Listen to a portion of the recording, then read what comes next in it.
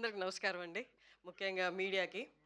ఈ kind of జర్నర్ సినిమాలు చాలా అరుదుగా వస్తాయి. తీసుకోవడానికి కూడా చాలామంది టేకప్ చేయడానికి కూడా ఆలోచిస్తూ ఉంటారు. బట్ శ్రీకర్ ఆ స్టెప్ తీసుకున్నారు. దాన్ని నమ్మి ధీరజ్ గారు ఇంత ఇంత మంచి మూవీని ప్రొడ్యూస్ చేశారు. And there is dangerous talent అండి. బంచ్ ఆఫ్ డైరెక్టర్స్ వీళ్ళందరిని చూస్తుంటేనే భయమేస్తుంది. How they crack film I don't know.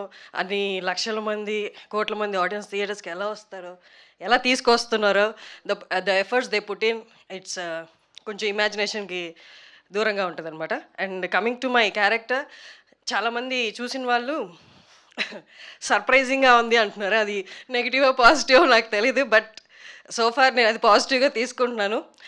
ఇద్దరు ముగ్గురు చూసిన ప్రముఖులు కూడా చాలా బావుందని ప్రశంసలు అందించారు. ఐ హోప్ చూసిన తర్వాత మీ అందరూ కూడా సేమ్ అలాంటి ఆ తరహాలోనే ప్రశంసలు అందిస్తారని మనస్ఫూర్తిగా కోరుకుంటున్నాను. Thank you so much. Thank you so much for the director. Thank you అండి.